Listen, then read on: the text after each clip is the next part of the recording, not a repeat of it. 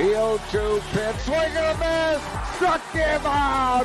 The Philadelphia Phillies are 2008 World Champions of Baseball. Good evening, everybody. Welcome back to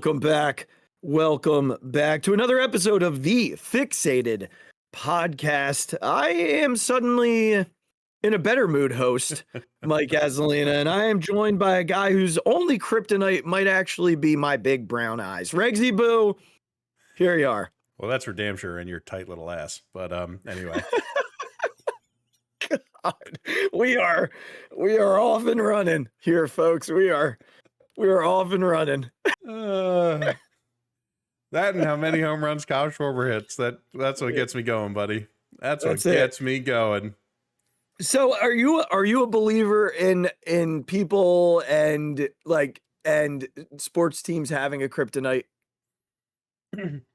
I mean, I think I inevitably have to be, but in my heart of hearts, I hate it so much. I hate the excuse that we just can't win here. I hate it. I hate it. I think it speaks to a total and again, I think it speaks to a total lack of an effort to get over it. You're the ones creating it at some point. At some point, it's in your own head. Yeah. And look, we've all had those things. Even in our small little, high school / college sports careers, there's always been things. There's always been places you don't like playing. There's always been teams you didn't like playing. But at some point, it's in your head. It's not the other team doing it. It's you doing it to yourself. Yeah. On a lesser scale, a non-sports scale, my kryptonite is French fries. I see a French fry, I'm eating the damn French fry. You can't stop me. Yeah. It's an automatic. But you mentioned, sports, and we're going to talk about the Mets Phillies series. But earlier tonight, I was in a group text with my buddy, who I used to play ball with, and my brother. And I also had a side text going with a guy who used to work with my brother. And this is a really funny story that you'll appreciate knowing my brother. And people have been listening to the show and have seen Joseph on the show. You'll appreciate this. So back when I played Legion ball in the summers of high school, we were a really good team. We were a really, really good team. And we made it to the finals 2 consecutive years of Legion. The first year we weren't supposed to be there. We were the 2022 Phillies, right? We had a miracle run. We got beat, but we were a pretty young team. The next year, we knew that we were going to get there. I think we only lost 3 games in the regular season, something like that, to a team called Nazareth, right up the road, who were young and 500 pretty much, but they had our number for whatever reason. So we get to the finals. We pretty much sleepwalk our way to the finals, right? And it was on local television. The newspapers did predictions, the whole 9. We were picked by every writer, all of it. We're gonna have to find this video. Yeah, I bet you can. It's probably on YouTube somewhere. I'll have to look it up. I want to know. I haven't watched it in a while. We're gonna repost it to our channel. But the first game we lost 3-0, and a freshman pitched for them, a soft tossing freshman. Regz, I didn't strike out more than once all year, and I hadn't gone hitless through the entire postseason. I was 0 for 3 with 3 strikeouts that night, including a bases loaded strikeout with 1 out, looking right down the middle. And so we go on to lose that night. We lose the next night too. So we lose the series in 2 games, lose the championship after what was pretty much a sure thing. And my brother goes into work the next day and he is just livid. He walks in with the sports section and he's just they didn't have the heart. They did not have the heart. They didn't care enough. And they sent him home. They sent him. They were you can't be here. You're too much of a wreck. You got to go home. And so he left work and continued his tantrum to whoever else would listen. I mean, I played on the damn team and I wasn't even that upset about it. I mean, I was upset, right? They sent him home from work that day. He had to go home from the Crayola factory. Like that, they sent him home, If Regz. you're getting sent home from the crayon factory, you know something's going on. Unbelievable experience. Listen, I had the same thing. Mine was Camden Catholic High School. We played them in basketball. I played, I think, 3 games against them my entire high school career. They were a private school, so we didn't play them that often. It was either in like a Christmas tournament or, maybe a random regular season game. I think in 2 of the 3 games, I fouled out with 2 points and 1 rebound in less than a half of basketball. And I don't do that. Nope. Like that was not the player I was. But they had these 2 guys, the 4 and 5, that just ate me alive. Who I eventually played with on AAU, and they were great guys. They were great guys. Like there was nothing against them as people. They were great guys. They took me to lunch, and I vividly remember the second game we ever played against them.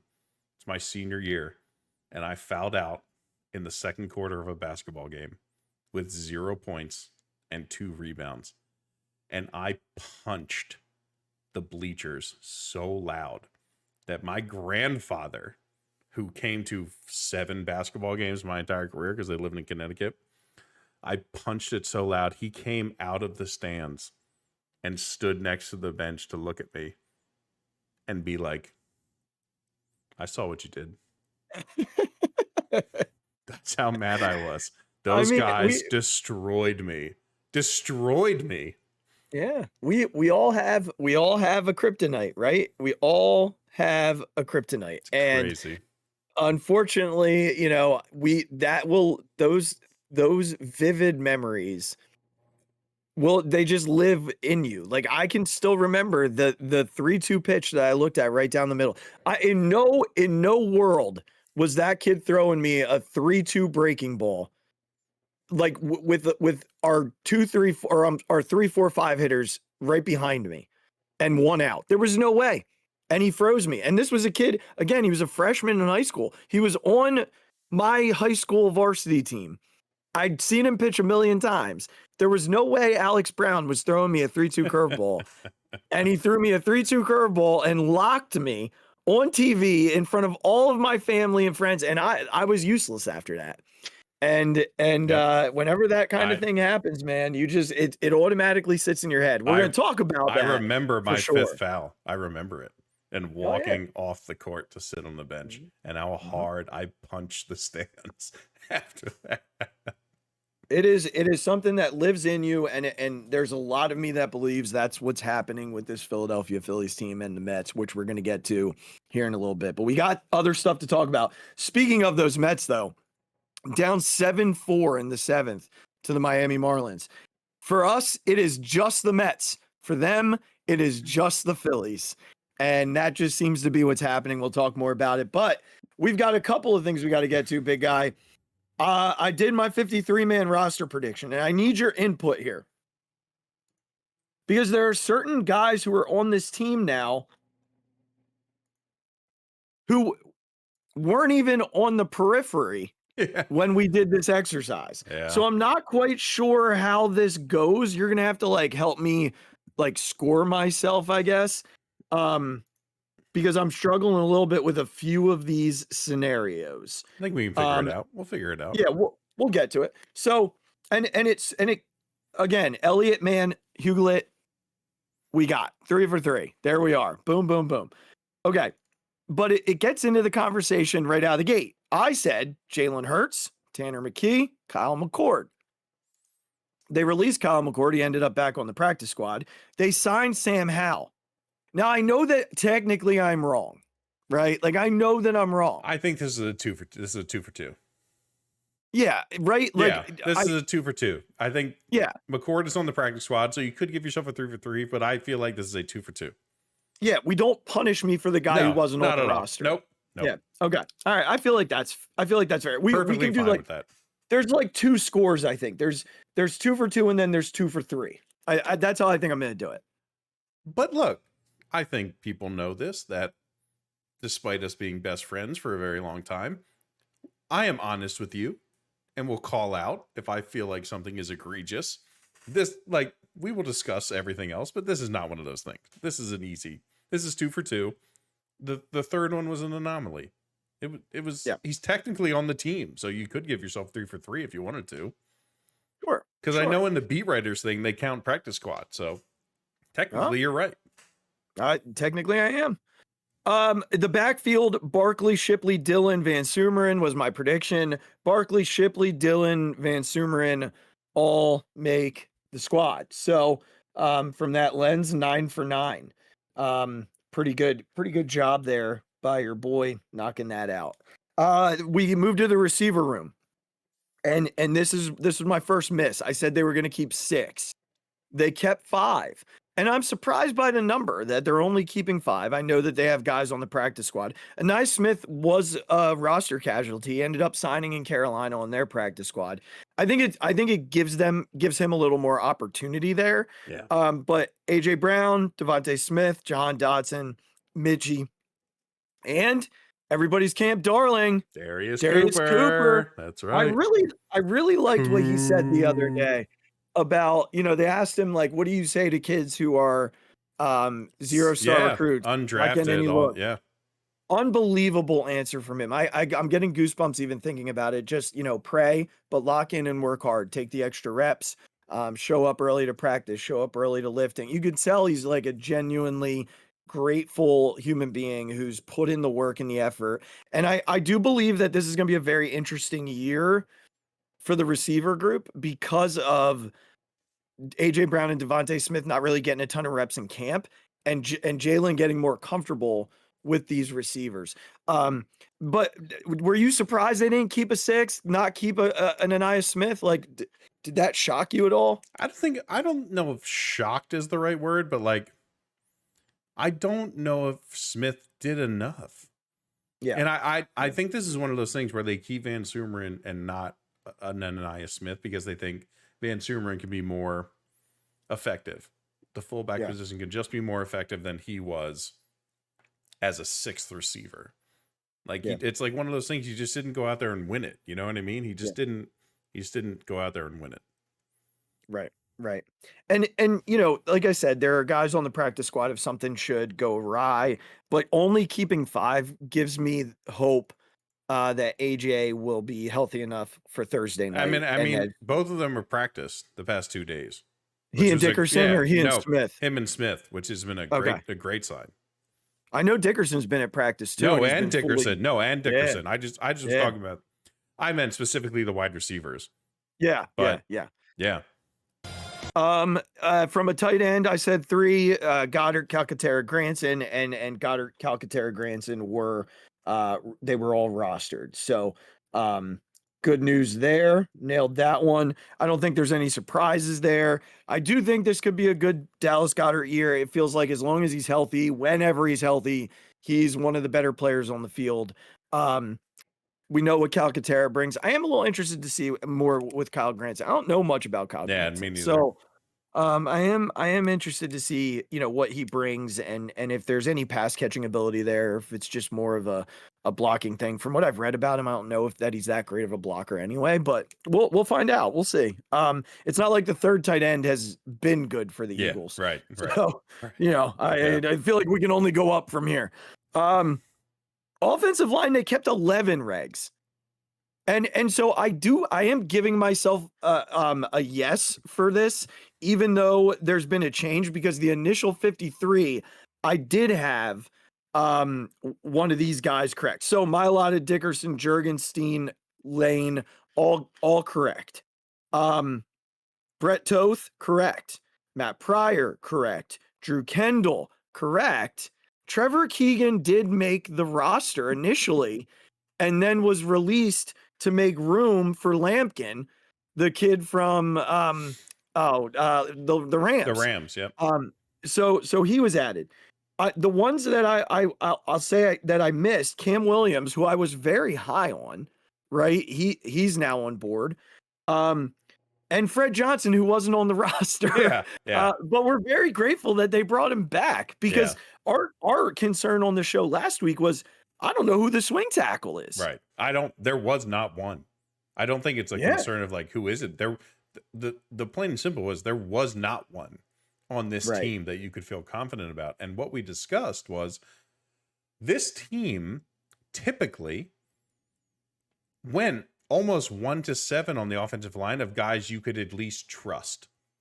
Look, is there a huge downgrade from Jordan Mailata or Lane Dickerson to Fred Johnson? Of course there is.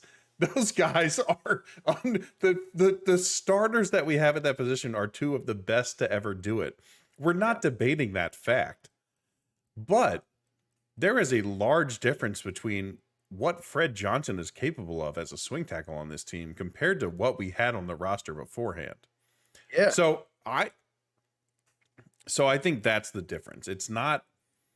We're not speaking about like Fred Johnson in terms of like, oh, he's this unbelievable player, but he is absolutely the best option at swing tackle immediately as he rejoins this team without question. It's not even like a discussion. It's not a discussion. And having that in the bag is something that this team has usually had solidified, like without a trade necessary, or it's just something they've had put together when sort of training camp is done. And this was not the case for this team this year. So I think it was a great move to bring him back. I think Fred's excited. I think everyone's excited to have him back as a guy who you think can be a perfectly capable swing tackle on a team that is typically prioritized, not just the 1 through 5 on the offensive line, but 6 and 7 on the offensive line. So I think this was I loved it. I loved it. And I think it's good roster management too, because they didn't want to pay him like the 1.8 or whatever he was getting. So like, you know, they signed a couple of like low end free agent types to see what was available, and certainly a situation that led to being able to bring him back because they had the ability to do so with picks. And by all accounts, Fred spoke to that. He said the Eagles gave me the opportunity to go seek a better opportunity. And he said, and to his credit, he said, I had no problem with the Eagles. He said, they gave me the opportunity to go seek a better like chance to play more, which and when he signed with Jacksonville, you would assume he had. But when that became apparent, he's like, there's no other team I'd rather go back to than the Eagles. Yeah. So I think it's great. I think it's fantastic, quite honestly. Yeah, I was a little surprised that they kept Williams over Hinton, but Howie spoke to it a little bit just about the potential. Yep. And I think the key here is what Howie said, and what a lot of the reporters were writing about, is that this guy was a freshman at Texas when he declared. Yeah. And just think about what he could be in that second year, but now he's in Stoutland, not Texas. Yeah. And so this is really a potential keep, right? We think this guy, if he had stayed in college, could have been this kind of a pick, but now he's with us. He's with one of the greatest offensive line coaches we've ever seen in this league. Yeah. So we think the potential is worth the roster spot. And in this case, I don't think they're wrong. I don't think it's a bad decision. And Hinton's hurt too. Yes, so that's, there's that element too. That's a great point. And then last but not least, and again, we're talking bottom of the roster situation, Willie Lampkin, like one of the more interesting moves by the Eagles, and one that there's a little bit of fodder over on social media because Howie taking a guy who was put through waivers to save him because of injury. And there's an unwritten rule. Well, listen, you take your unwritten rules and shove them. That's why Howie's a future Hall of Famer. He doesn't care. He does not care about your unwritten rules and the right or wrong way to sign a player. If you're going to put a dude out there and they like him, they're going to take him. And the Eagles have a decent history with undersized centers. So Willie Lampkin, welcome to Stoutland U. I do believe that this kid has a ton of talent and just the ability to make waves for this roster in the future. I don't know what that's going to look like because of having what they already have in Drew Kendall and Cam Jurgens. I'm not sure what this is, but when you can get the talent in here, you get the talent in here. Yeah, I think this is one of those things that we just have to accept as a Jeff Stoutland approved this, and we have to just trust him. Yes. And that's where we're at. None of us can speak better to this than that man. So even if it doesn't work out, you're going to trust him 10 times out of 10. Yeah. Because of his track record and his ability to get these guys to buy in. So look, it's a waiver wire pick. You're at the bottom of it for the Eagles, right? Because you won the Super Bowl. So you take a chance. Stoutland, there's no offensive line moves that Stoutland does not have a say in on this team. So you just have to trust this. Stoutland saw something, is willing to work with him. If it doesn't work out, it doesn't work out. That's okay. That's okay. But if Stoutland says, hey, I want to give this guy a try, you listen, because he's Jeff Stoutland. Yep. Okay, let's jump to the defensive side of the ball. My defensive tackle room had 5. Okay. I had Jalen Carter, Jordan Davis, Moro Jama, Ty Robinson, and Gabe Hall. They added 6. They're giving Byron Young a go. He's at a really good camp. I wasn't sure they'd keep 6 guys there, but we know that they're gonna have to take some tread off of Jalen this year. He played a lot last year. And so there, I think the big rotation is going to be Robinson, Hall, Young. You're going to have 2 of the 3 of Carter, Davis, Ojimo on the field more often than not. Yes. But they're going to try and figure out the best possible look with the other 3. Gabe Hall really ascended to me. Ty Robinson's a 4th round pick. He really would have had to blow it not to make it. And Byron Young, they brought over last year just on a whim, and they must have liked his development. Everything I read said he had a really good camp. So I'll be interested to see how that works. So I 5 there, which is fine, but I did not add him to my list. Yeah. So I mean, look, I don't think there's much here. I think we know what it is. Yeah, it is what it is. We keep it moving. From the edge room, I had 4 guys. I had Smith, Hunt, Uche, and Ojulari. I lied. I had 5. I had Patrick Johnson, and he did not make it. They added Okoronkwo, who, again, by all accounts, had a good summer. But a lot of people were surprised that Patrick Johnson didn't make it for special teams purposes. Maybe Okoronkwo is someone that they can see adding to the special teams and his value plays to that. I don't know much about him, so we'll see. But this edge room, this is the room I thought they were going to add to. I really believed that they were going to add something here, and they did not. So they're going to go into it with these guys. I mean, this is, I think, outside of maybe cornerback and safety, possibly one of the weakest rooms they have. Outside of the top, it's and look, this is a good opportunity to talk about the Dallas Cowboys just traded Micah Parsons. That's something that happened today, this afternoon, for a piddling amount of draft picks and a player, for 2 first round pick 2026, a first round pick 2027, and what was the guy's name? Oh no! A 30-year-old former Pro Bowl defensive tackle, Kenny Clark. Thank you, Kenny Clark. That is abhorrent of a return for a guy like Micah Parsons. Yes. And Jerry Jones' explanation was, "We need to stop the run better." Excuse me, excuse me. Woof. As if Micah Parsons wasn't good at sniffing out every run play that's ever been run towards him in his entire life. But hey, thank you, Jerry. We appreciate you nonetheless. Back to the Eagles. I think this room is very weak outside of Jalix and Nolan.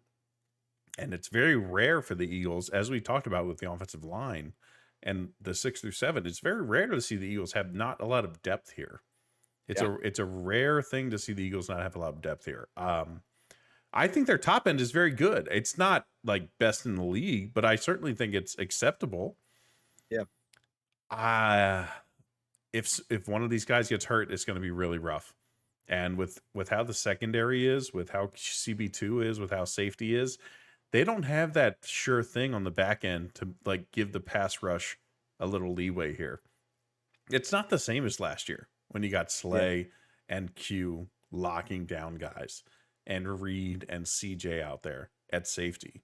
It's not the same as it was. So I'm very interested to see if this is a place where in 3 weeks is something going to happen. Is some trade going to happen? Is something going to have to take place that causes this room to get deeper? Yeah, it truly or might. One of these guys might like just pop. Like, who knows? We have no idea. I mean, I don't really think that's going to happen, but it could.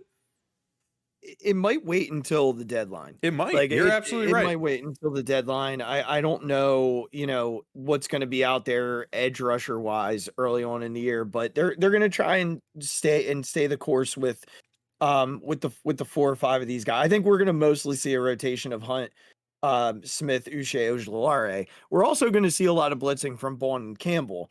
And those are my 4 linebackers were spot on. Bond, Trotter, Campbell, Mondin. We're going to see I think we're going to see a lot of blitzing from those two from the second level, just to confuse defenses. You can get home with more than just, your front 4.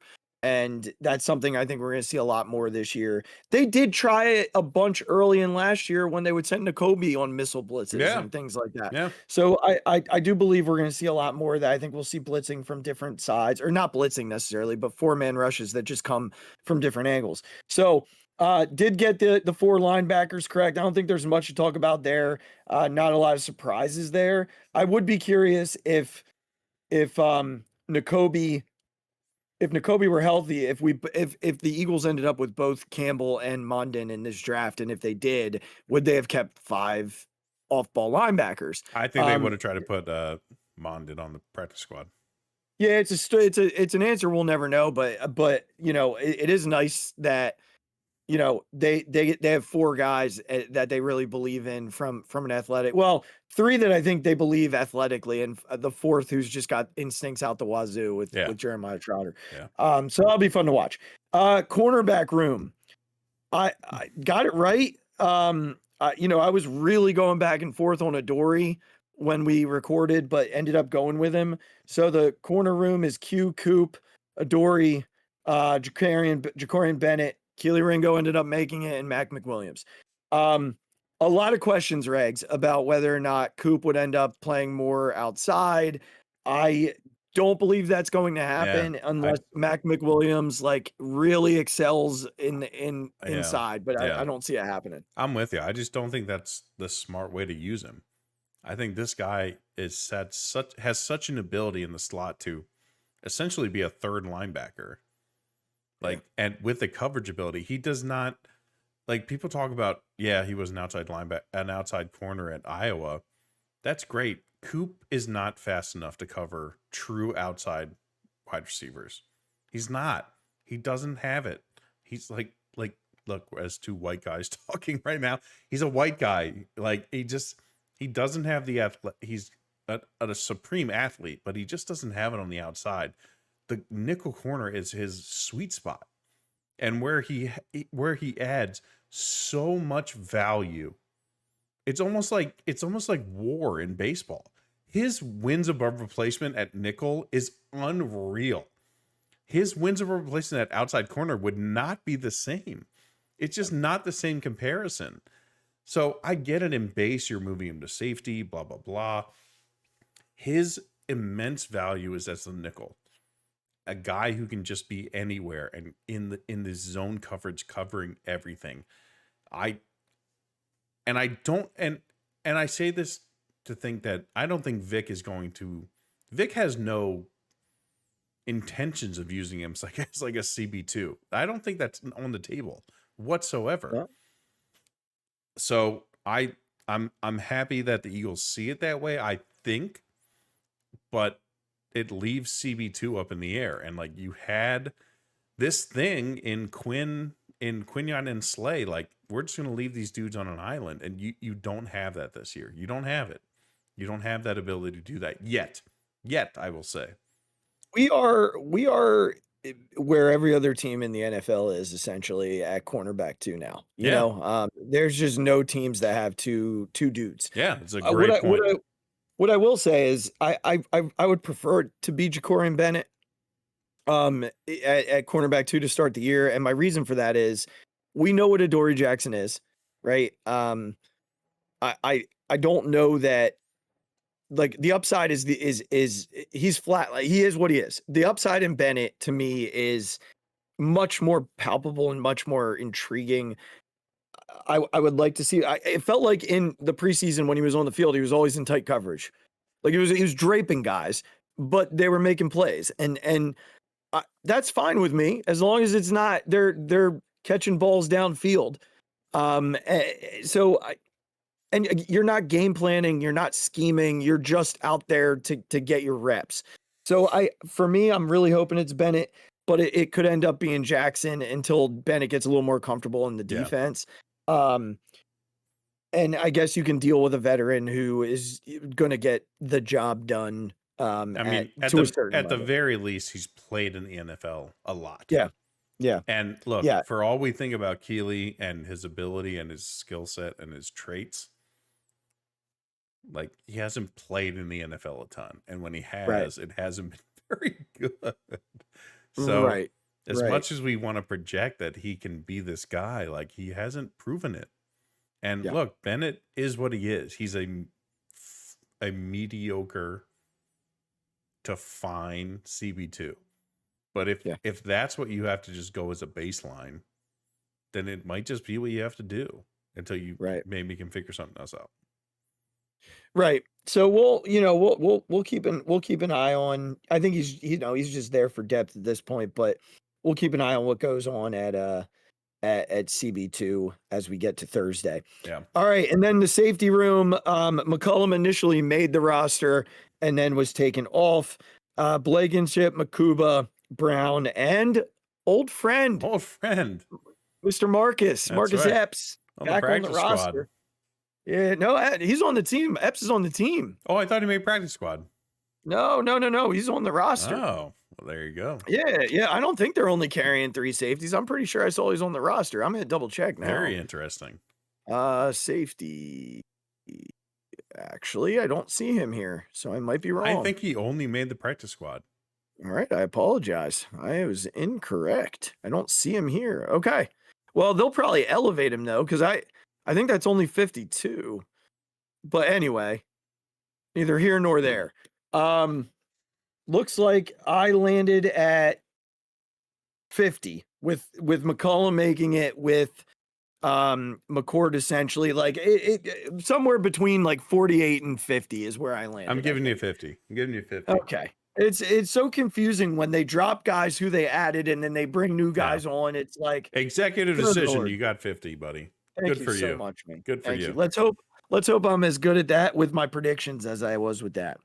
One of our favorite traditions, the Azzy bold predictions. I love this. I did not, for the first time ever, I did not do an obscene third wide receiver stat. Oh, that's one of the most fun ones that we've ever talked about. I'm tired of jinxing it, man. I'm tired of it. I'm tired of it. God damn you, Quez Watkins. Yeah, between he and Jahan, both of them. All right. We're gonna jump right in with my 2 joke ones that I always love to do. I'm gonna say that even though I think we're gonna see Jason Kelce in some shape or form on Eagles broadcasts in at least the over. I'm putting the number at over 6.5 times this year. And I don't mean that he's got to speak on an Eagles broadcast. I mean that he'll be shown in some way, shape, or form. This is like the Nick Visor. Yes. Kinda, yeah. Okay. All right. Yes. Yes. I think he will be shown in some way, shape, or form in 6.5 broadcasts. And it can't be his name. They can't just be like, oh, the last player to do X or Y. It's they have to actually visually, yes. You have to see him. It'll be 6.5 times. You will have now if he is on. So like if they're on Monday Night Football and he ends up on the broadcast, that counts, right? But it counts as one. Counts as one. I think we're going to see a lot of him this year on Eagles broadcast because of the Taylor Swift, Travis Kelce engagement. So they'll show him. All right. The brotherly love count this year. Usually I do the Rocky steps. There will be at the number I'm putting on it over 11.5. Oh, all right. Brotherly loves this season. Okay. Now I put it at that number, and I know that I think this year they play 9 home games. Think that's right? They're split almost in half, right? Home and away. Well, there's 17 games. All right. It's not perfect, but I think I think it's 9 this year. Yeah. 11.5. They'll say it every home game. Welcome to the city of brotherly love, or back in the city of brotherly love. They might say it multiple times in a game. But at some point, they'll make mention at an away game that fans from the city of brotherly love, or they're booing or something like that. I've got 11.5. All right. So keep your ears open. All right, let's get into the real ones. Jalen Hurts. We're going right for it. All right. We'll have over 4,100 total yards of offense this year. All righty then. Last year, Jalen only had about 3,500 yards of total offense. He rushed for like 600 and he threw for like 2,800, which is why, people say he sucks. They're going to throw the ball a lot more this year. I believe he's going to come close to 3,600 yards in the air. I also believe he's still going to cover about 500, 600 yards on the ground. I truly believe that Jalen will have that type of. He's one of the most consistent runners the NFL has ever seen at the quarterback position. So I think it's a good prediction. And so when people say he's not a good quarterback, I'd argue he's at this point in the conversation for the greatest dual threat quarterback that's ever played the game. Yeah. Like, obviously, when you say that, names that come to mind, Mike Vick. Yes. Cam Newton. Yes. Right? Like, those are names that you immediately, especially in the newer generation of the game, or in the newer era. And at this point, Josh Allen is up there. Yeah, for sure. The difference now between Jalen and those guys is that Jalen has a ring on his finger and they don't. So, his legs affect and impact the game just as much as the guys who stand in the pocket and throw it well, as well as their arms do. So I don't want to hear that he's not. The fact that I had to watch Jared Goff be named 4 spots ahead of him on the NFL's top 100 is an absolute travesty. And I'll say the same about Jaden Daniels too. Yeah, he shouldn't be in front of either one of those guys. No, he should not. So that's prediction number 1. Regz, I'm going with 4 of the 5 offensive linemen will be named all pro this year. Not necessarily all first team. That we know how hard that is. But 4 of the 5 will be in some way, shape, or form. And here's, ready for this? I'm going to really throw you a curveball. What if one of them was Tyler Steen? That would surprise me. I will say, it would surprise me too. He's the one I'm leaving off. He's the one I'm leaving off. But I do think he takes a big step forward this year. I believe that he's going to take a big step forward this year. All right. Number 3. A.J. Brown and Devontae Smith both eclipse 1,000 yards receiving. I love this. I think this is the year. I haven't done it in years past. Yeah. Last year, I said they'd combine for 2,000 yards. But this year, I'm going to the extent of they will both have 2,000 yards. If Jalen's going to throw for 3,600, you'd figure that the two of them have 1,000. Yes. And then the other 1,600 come from a combination. Saquon, Shipley, all those guys. Yeah, Shipley, Mechie, Yes. Cooper, Dotson, right? Then the list goes on. Van Sumeren throws it to himself. Bugs Bunnies it. But those two end up with 2,000 yards, but 1,000 each. I do believe that this is the year they're going to throw the ball more. Those two are going to eat. I think, year 3, right? Like this is year 3. Yeah. So, or I'm sorry, year 4. This is year 4 with these 3 guys. So I'm banking on it. All right. This is the boldest to this point, right? All right. Quinyon Mitchell and Cooper DeJean will combine for 10 or more interceptions this year.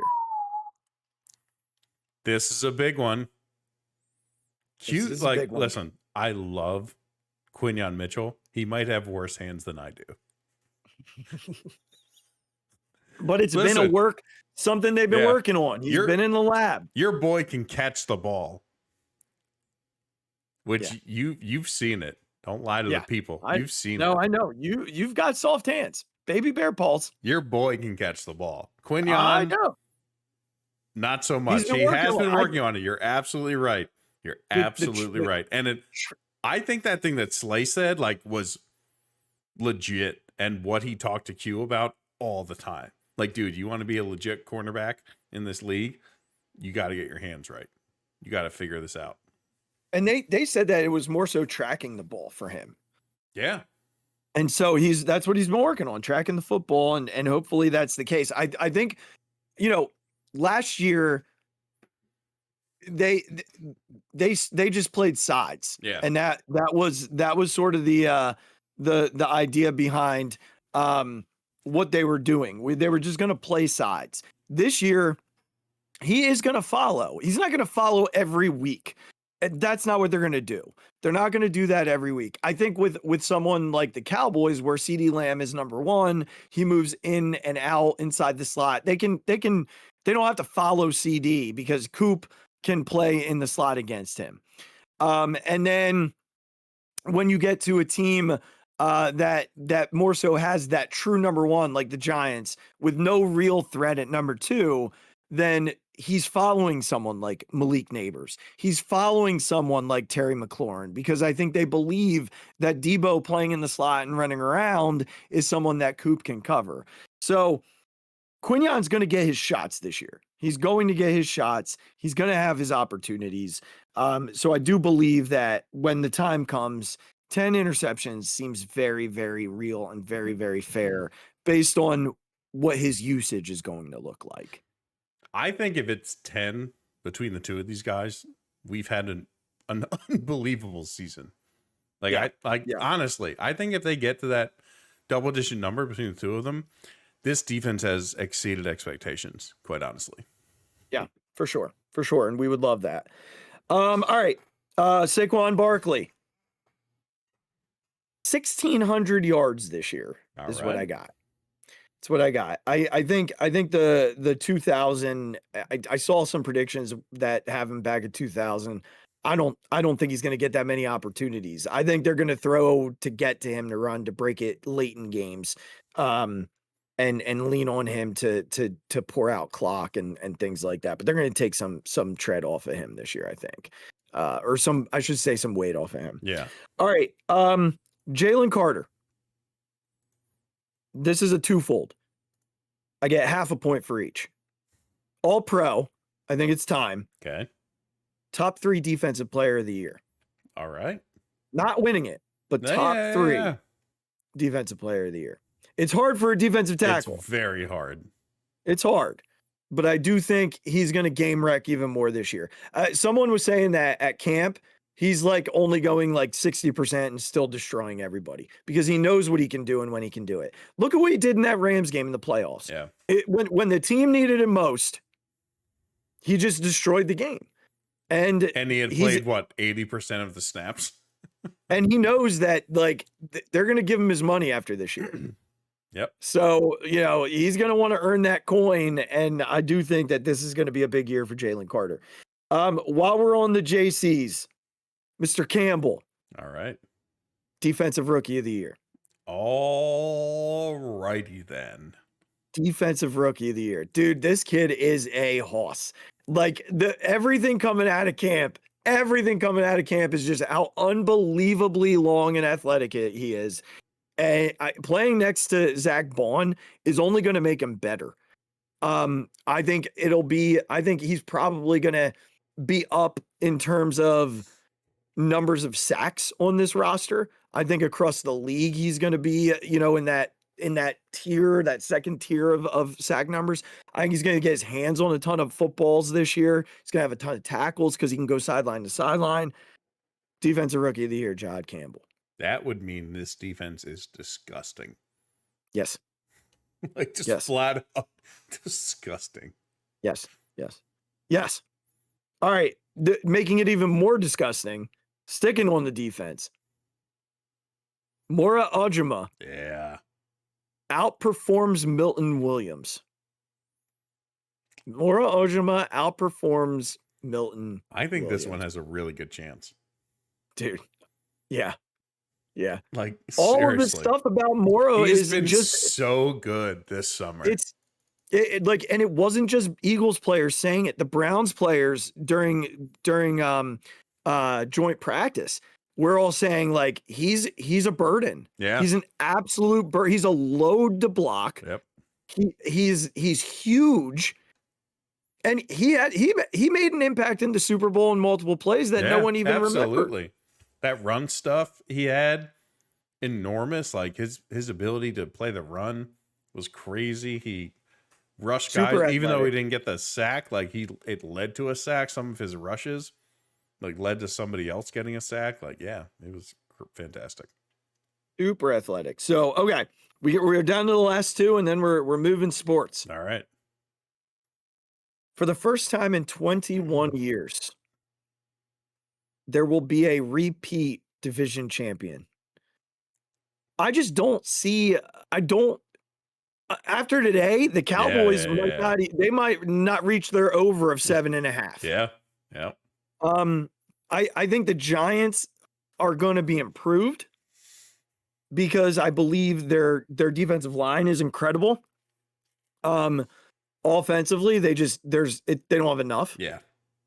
And I'm telling you, man, I know they're the darlings of the offseason, but that Washington team they are taking a step back. And I think it's going to be a lot larger than people believe it is.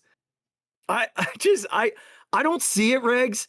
And maybe I'm just like hoping it's not true, but I don't see it. Like, what is it about them besides Jaden Daniels, that, because again, neither one of us is going to sit here and say he's not a good player. The kid's amazing. He's fantastic. Yeah. But like, they didn't do anything to improve that defense. Not a thing. And typically, really good rookie quarterbacks will take a step back. The schedule is more difficult. They had how many one-score wins last year? Like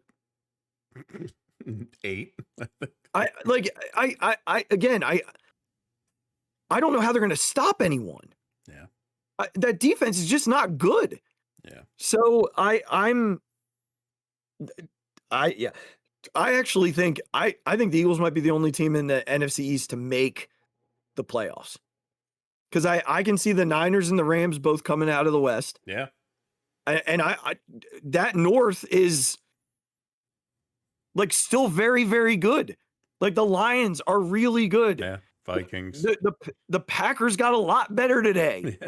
Yeah. The Vikings, we'll see what happens with McCarthy, but all signs point to them being good. And the Bears, like, with Ben Johnson calling plays, like, who knows? And someone from the South has to make it. So the Eagles could be the only team from the East, just based on the other divisions.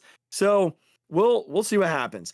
Last but not least, Eagles beat the Bills in the Super Bowl. There it is. The repeat happens. They're just too good of a football team, Regz. Unless all hell and chaos break loose, and all of the knock on wood, all of the things go wrong, they're going to be a playoff team. And once you get in, who the hell cares, right? Once you get in, you're. I mean, once you get in, you're one of the most talented teams in the entire league. So. Yep, and as long as you get in healthy, like they did last year, then you're good. All right. Anything to add? No, I loved it all. I love your predictions every year. I love the bold predictions. I love keeping track of them. I love that you do them. So fantastic job as always. Thank you. All right. So we're at 50 minutes of this podcast. We're going to run through this quick because I don't feel like talking about the Mets. Well, here's all we're going to say. I told you I was going to do a state of the Phillies. Yes, let's do it. And this is what I'm going to say, and I'll let you respond to it. And we're going to be happy that it was a 19-4 win tonight. Yes. We started the show with the idea of kryptonite, and certainly, we had a little fun with that conversation. It seems as though certain things in sports just tend to be that way. The Eagles in Tampa Bay, for example. The Eagles in Tampa Bay, for example. The Eagles in Sam Howell, who is now an Eagle. You think Howie did it just to make sure he never plays against us ever just to make sure we never have to see him again. The Sixers and just the basketball in general. Yes. Well, that's a whole different conversation. Kryptonite just exists all throughout sports. And at some point in 2024, the kryptonite of Citi Field became a thing. The Mets, especially at Citi Field, became a thing. The last time the Phillies won a game at Citi Field, the Eagles had 2 wins last season. It is just not a place that they go and they win. As I say that, Juan Soto just grounded out to end a 7-4 loss to the Miami Marlins. After they just dog walked the Phillies for 3 straight games at the same stadium they just lost at. Look, man, I don't necessarily I don't know that I believe fully in these sorts of stigmas. Yeah. But there's certainly something with this Phillies team mentally and the New York Mets. Yeah. I've said it multiple times tonight that it's really just the effing Mets. No. Because when I look around baseball, Regz, and this is where I'm talking state of the Phillies. When I look around baseball, there's not a team in the American League that I feel like beats the Phillies in a series. Not one. There's not one. They have taken all of those teams to the woodshed this year, except for the Houston Astros. They dog walked the Mariners, took 2 out of 3 from the Yankees, swept Toronto. They beat the Red Sox 2 out of 3. They have taken all of these playoff teams to the woodshed. They took 2 out of 3 from Detroit. The Guardians, they swept in Cleveland. Come over to the National League. They've won both series against the Cubs. They split with the Padres. 2 out of 3 from the Dodgers. We have 3 more to go in LA. I know that. I already know. We got swept by the Brewers, but you're kidding yourself if you think the Brewers are scary come October. You're kidding yourself. And they wouldn't see the Brewers till the NLCS anyway at this point. It's just the Mets. And I don't know if that pisses me off more or makes me a little more comfortable. Because there's a world, Regz, where the Mets miss the playoffs. There's a world where that happens. And it's seemingly just the Mets in Citi Field, which pisses me off even more. Because earlier in the year when the Mets came to Philly, the Phillies took 2 of 3. The Phillies get 4 more cracks at the Mets in Philadelphia. Yeah. Here's what I'm really trying to say with the state of the team. I still believe that they're a good baseball team who can win a World Series. Yes, the Zach Wheeler thing is such a killer. I know. But what I watched from Christopher Sanchez in New York was not Christopher Sanchez. what I watched happen to Jesus Luzardo was a little more umpire than it was Jesus Luzardo. I even think it was a little more umpire than it was New York Mets. What I watched with Juan Duran is more Mets than him. Like it's the Mets. It's the freaking Mets. What I watched with the offense is clearly not the offense that we've seen. Trey Turner was hitting 700 for 2 weeks. Went to New York, forgot how to hit. Tonight, he looked fine. The at-bats weren't piss poor. Kyle Schwarber and Bryce Harper were lost. I mean, Harp had a good game too, but otherwise lost. Yeah. The only guy who played with any sort of fortitude all week was Harrison Bader. Yeah. Who, by the way, the home run trot I will be doing around the house in the postseason when he homers. I love it. Take a video of it, please. So all I'm saying is, and then I'll turn it to you. We're not going to talk about the series. Series is over. They got beat. The Mets hit 600 with runners in scoring position, which is insane. All I'm going to say is that this Phillies team is still very good. It's 3 games in August. There's still 29, 28, 29 to play, and they just picked up 2 games in the magic number tonight. The Mets lost a bullpen game at home to the Marlins. The Marlins have Perez and Cabrera going the next 2 nights. Like, there's a chance the Mets lose 3 of 4 to the Marlins.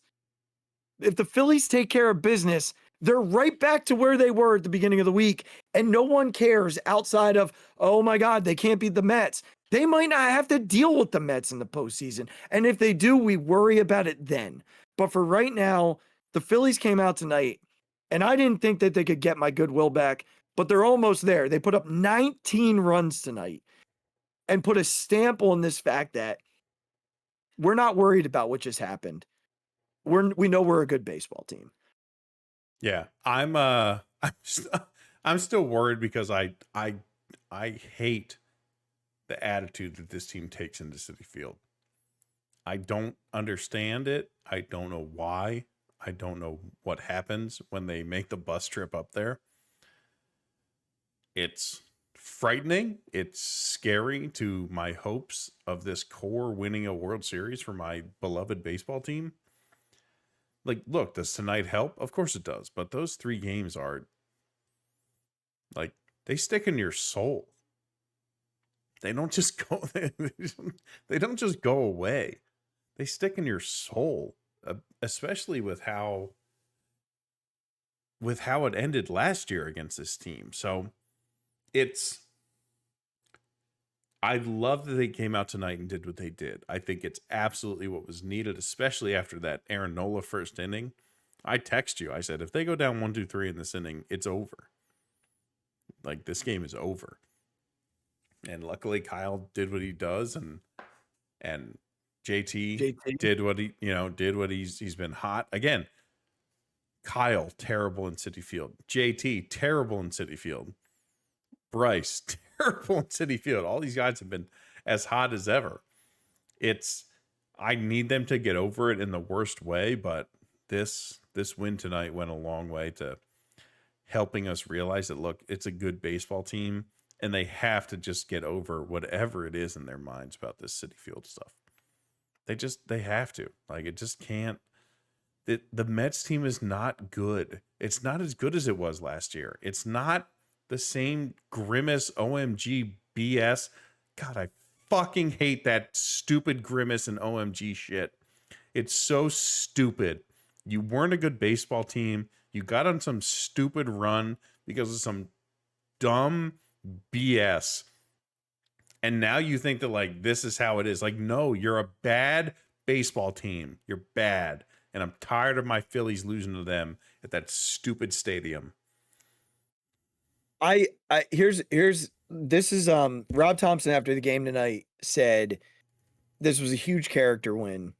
And, you know, he added to the effect that there were some radio stations who wanted, you know, people to boo them tonight.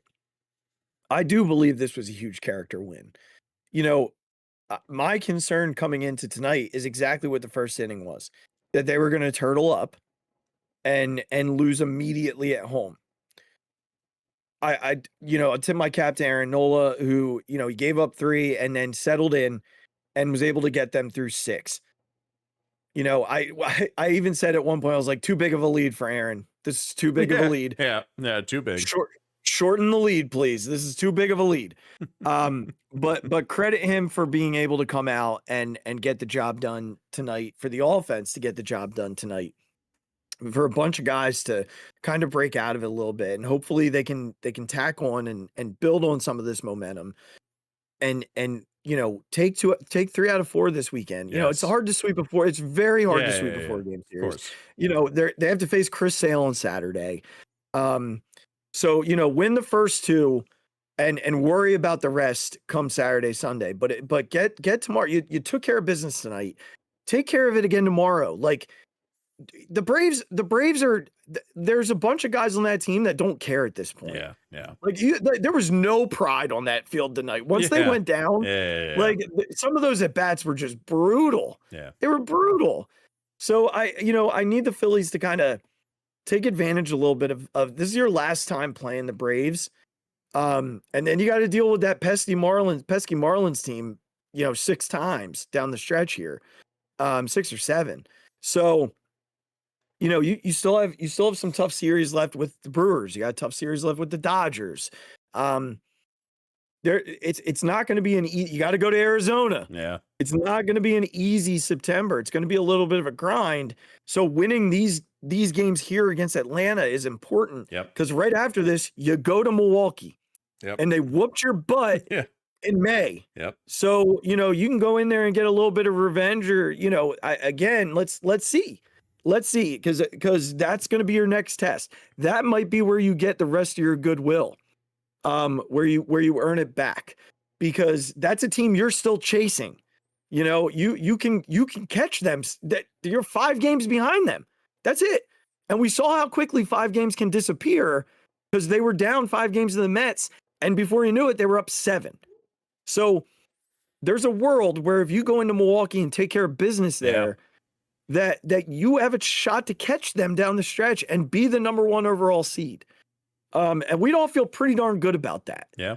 This is the last thing I'm going to say. And then if you want to add or respond, great. If not, we'll sign off.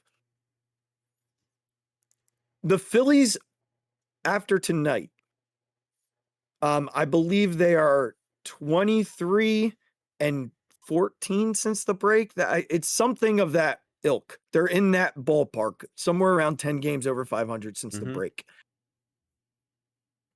Last year, after the break, they were playing barely 500 baseball. Barely. So I know you can't eliminate series. I know that. We talk about this all the time. If they eliminate this or that, take away that shitty series against the White Sox. I'm not going to take away the shitty series against the Reds, because the Reds are battling for a playoff spot, right? And whatever the hell just happened in Citi Field, fine. But, like, there are 5 games there that I feel like the Phillies should have won. Or 3 of 5 games that they lost that they should have won. I'm willing to sacrifice the 2 Reds games. I think the Reds outplayed them, and that's fine. Yeah. I think the Phillies got in their own head in Chicago, because it was the deadline, and I think they get in their own head every time they walk into Citi. So for me, this is still a really good baseball team. They're playing some of their best baseball right now. They've played some of their best baseball since the break. We are a week removed from them whooping the Mariners' ass. They came out tonight and dominated the Braves. If they come through the rest of this series smelling like roses, I think we're all feeling a lot better. Yeah, I completely agree. And look, the Mariners went on to win 4 of 6 after getting absolutely boat ran by us in a 3-game series. So this stuff happens. We hate it that it's at Citi Field. We hate it that it's against these Mets. I understand that carries more weight. It carries more significance. It is what it is. This win tonight was a really big deal. And if you win 3 or 4 from the Braves, it's a huge deal. Fight back, get those games back, do what you have to do, and just get over it. Get over this Citi Field crap. Like, get over it. Stop. Just stop going into that stadium and like being a bunch of whatever. Like, just get over it. We got to get past it and be able to just play our game there. When the Phillies have Milwaukee, they've got 3 games with Milwaukee and then 3 games with Miami. The Mets have to go to Detroit and they have to go to Cincinnati. Yeah. They wrap up their 10-game road trip in Philly. It's a tough time for a 10-game road trip. Yeah. And to have a 10-game road trip that goes through 3 cities with 3 baseball teams, 2 of whom are 2 of the best teams in baseball. The other is the team chasing your asses for the wild card. That's not an easy stretch of 10 games. Yeah. So the Phillies have a shot to, even before the Mets come in, really make up some of the ground they lost at Citi. Going into tomorrow, 24 games is the magic number for the division. That's 12 wins and 12 Met losses. That's all it is. That's what it is. Keep winning baseball games and you'll end up with the division. That's right. Plain and simple. Bud, it's always a pleasure. Always. I don't have much else other than, if you're not already doing so and you're watching this on YouTube, make sure you click the follow and subscribe buttons. The vids have been doing awesome. Click that subscribe button, man. Love it. Do it. Don't waste your time. Don't waste it. Go on over to wherever you listen to your shows. Download, rate, subscribe, do the whole thing. Social media at the Mic Drop 5 at Big Regz with a Z. If you open it up tonight, you're going to see me immediately bitching about Aaron Nola and then going and immediately saying it really is just the freaking Mets, which is my new phrase for the rest of this season. It's just the freaking Mets. Yep. Head on over to Instagram at the Phixated Pod. Yes, at the Phixated Pod. Podcast on Instagram. On TikTok, it's at the Phixated Pod. And our merchandise link is in the show description below. Don't forget Facebook at the Phixated fan page. We appreciate you guys so much. Make sure that before we come back, and I'm thinking next Wednesday, Regz, we got to do our preview for Thursday night. That's exactly right.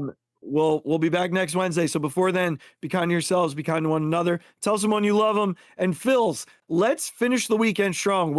Could we do that?